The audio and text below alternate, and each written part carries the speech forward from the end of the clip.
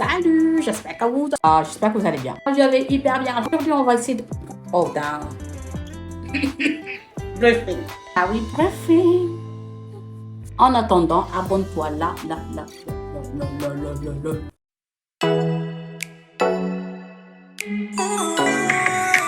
Vous allez bien, vous vous portez tous très bien, comme je viens de... Tic-tac, tic-tac. Voilà, aujourd'hui, on va essayer de parler de Soumboulou Bathily qui vient juste d'avoir une petite princesse, on peut dire, hein, avec son mari, Khass. Et aussi, on va parler aussi de Adamo, Bidon Khass, Amina Poté. Dinen Wartan aussi, si Dieyna Baldé qui vient juste de sortir son nouveau clip vidéo qu'on adore, qu'on aime, voilà.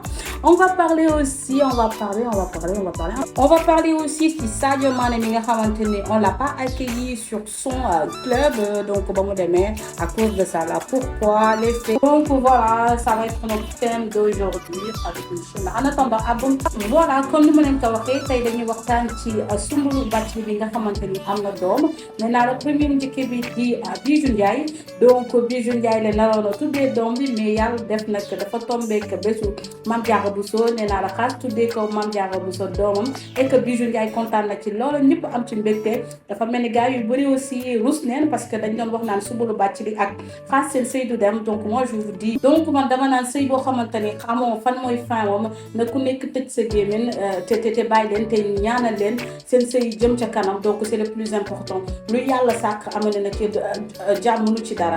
Donc je vous dis félicitations, kontaan leen ci bébé bi yaa ngeen ci ay bant yu bëri tegu ci gis ngeen buur yi Balla Gaye bi ci côté bi yaayam fii nee naa la ñëpp ñëw ci bésu Soumboulou Bathily et ñëpp kontaan ñëpp franchement ñëpp kontaan. Donc man dama leen di wax félicitations et que gars yi voilà loolu mbiru Soumboulou Bathily ak Khass nañ leen ñaanal yéen loolu ci xalaat joxe ma seen commentaire et félicitations encore Soumboulou Bathily Khass. Ok, léegi nag dañuy continuer ci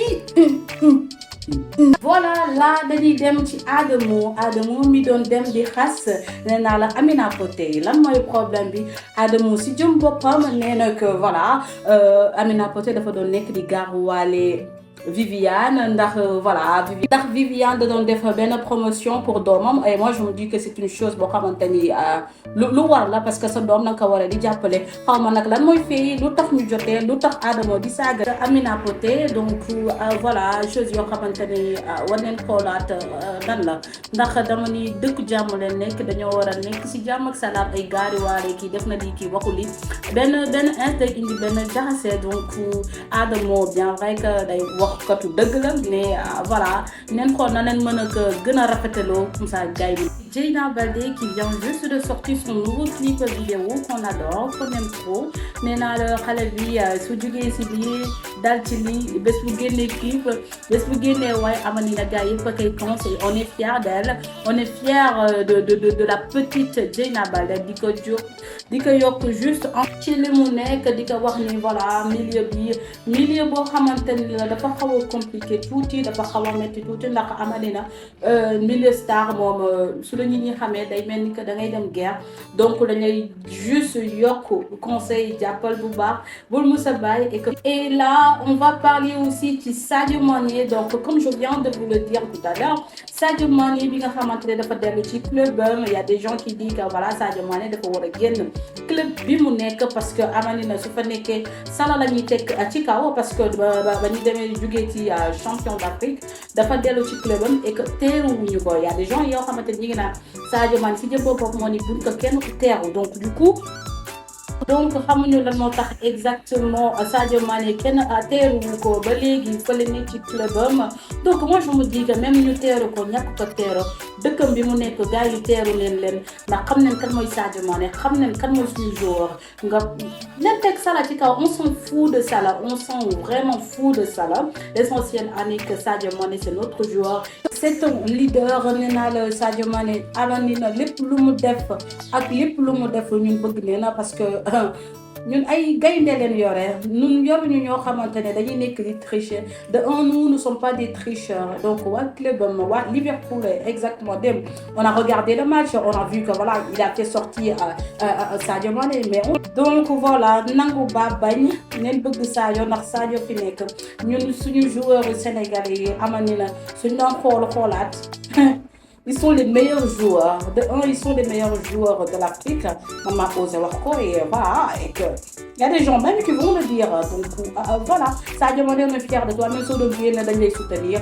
Voilà, abonne-toi. Partie découverte, je vais vous faire découvrir mon cousin Damanana Magombaye. C'est un chanteur boo xamante ni mi ngi fële nekk ca France muy doomu géwél la boo xamante ni su la waylee su la yuuxuwee rek da ngay kontaan et il vient juste de sortir son nouveau clip vidéo muy clipam bi daf ko jagleel Serigne Fallou nee naa la jagleel ko képp kuy murid jagleel ko doomu Serigne Touba bi nga xamante ni macha allah ñun dañuy di murid bëgg Sëñ Bamba nee naa la Tijaan yeeg Laayeen yeeg Ñaseen yeeg ñëpp bëgg Sëñ Bamba bëgg famille Cheikhul Khadim amee na kii nu tuddati Magu on est fiers de toi on est content donc dugg leen ngeen dem seetaan clip bi di ngeen ci kontaan.